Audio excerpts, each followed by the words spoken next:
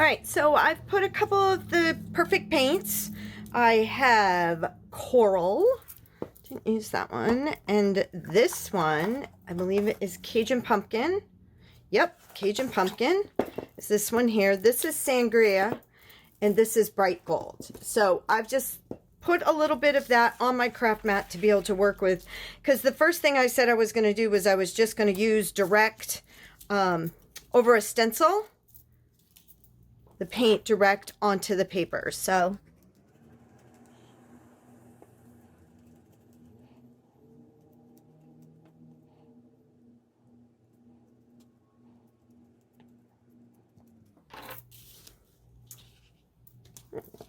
there we have a little bit of the perfect paints direct onto the paper. And then what I think I want to do is I'm going to do another one over here. I'm going to redo that. And I think I'll add water to it this time and see what happens to the paper underneath. Now, a lot of times when I'm working, I'm collaging, so I've got layers and layers on the paper. So I can't actually answer to the fact of how it acts, but oh my god, I just know that I absolutely and totally love this. So let's take a little bit of a spray bottle, because this is what I always do, and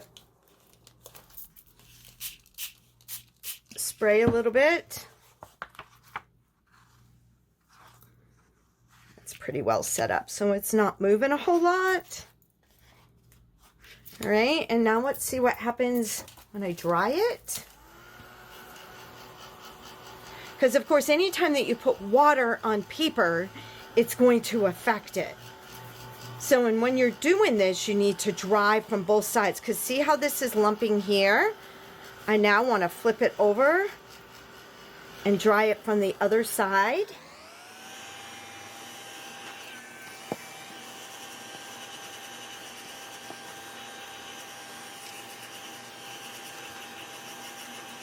Okay, so I do see that it is rolling like Anita asked, but what I think I'm going to do is I'm just going to spritz the whole sheet of paper, because I think what I'm finding is where I put the water is where it's buckling the most.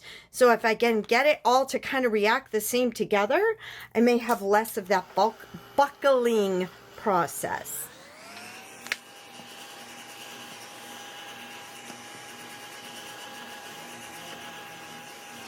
And this is a fairly flimsy piece of cardstock. So what I'm doing is I'm just finding where the lumps are because of where the paper got wet. Putting a little more heat on that to try to get it to even out.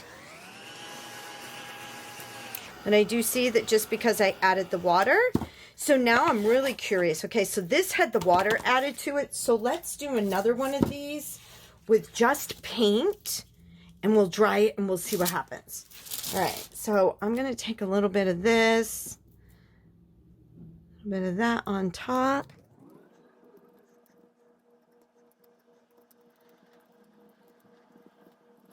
All right. Let's do it again like we did it before. We'll do a little bit on each corner.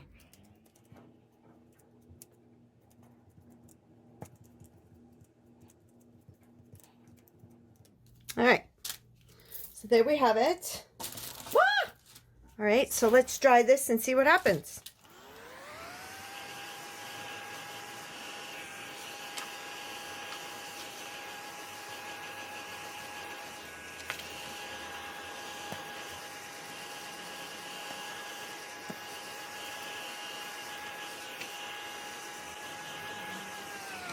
So I'm just watching it to make sure that I'm drying the spots that really need dried. And I don't know, I'm pretty happy with that in comparison to what it was previously. So I would say as long as you're not adding water to your paper, you're going to get the least amount of buckling. And then I always just kind of go back in and roll the paper. Okay, so I'm going to try something different. I've got a brand new jug of multimedia matte. The reason I'm not using my older one is it's a little bit thicker, and I kind of want a nice thin coat on this piece of craft paper. So we'll get fan brush and a piece of copy paper. Like this, and we're just going to cover the whole sheet of paper. Now, my love for multi-medium matte goes very, very deep and a long ways back. But I just love this adhesive. The smell is zero. It's also a great sealer. So let's get that off of there. So the reason I'm doing this is because I want to apply perfect paints to this piece of cardstock, and I'm going to apply water to it because I want the paint to move. But as you saw, I added water and it didn't go anywhere.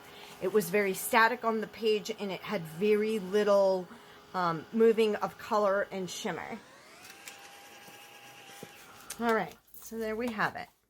And I'm just going to use the same brick stencil from the Crafter's Workshop. I'm going to get a clean makeup sponge. Just dump that one in water. All right.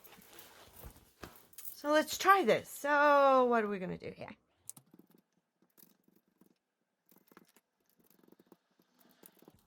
All right. So here we have it. And there's the stencil. Now let's spritz it with water. Now we're getting movement. But still not a ton.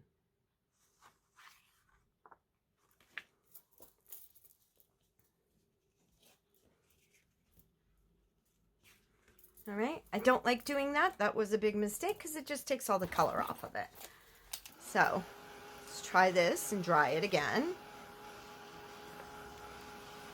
And because it has the multi-medium down as the base, it should not roll and crumple, is my thought process, because we've sealed the paper. And the water that you're the water that you're placing onto the core paper should not be affected by it. And where I see when it rumples, I flip it over and I hit that spot hard with heat.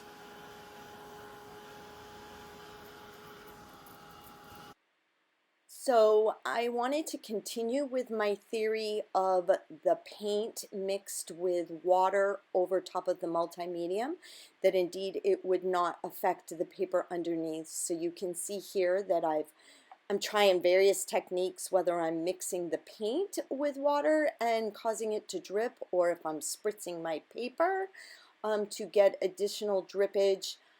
Either way, the paper was not affected. Here's another way that I thought I would try, by putting the perfect paints onto my craft mat and then spritzing them with water and dragging my paper through the paint to get that wonderful look that I also just love of random color on the paper. And once again, because of the multi-medium, the paper did not buckle, so I was very happy with how it came out in the end.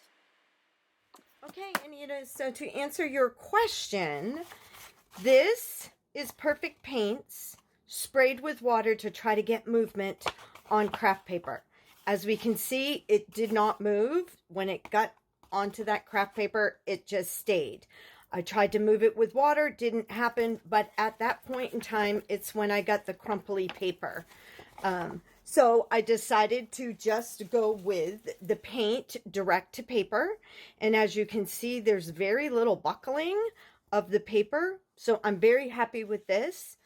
But I wanted some movement of paint. So what I did was put down a layer of multi-medium, put that on there, then I could spray with water and do whatever. But one of the things that's so important when you're putting a fluid on your paper is how you dry it. Drying it from front, back, to make sure that you're getting a nice flat.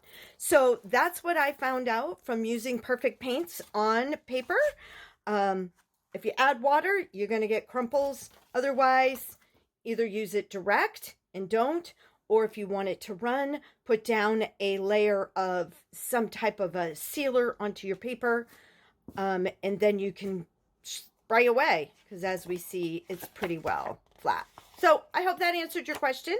And everybody, be safe and stay well. Bye.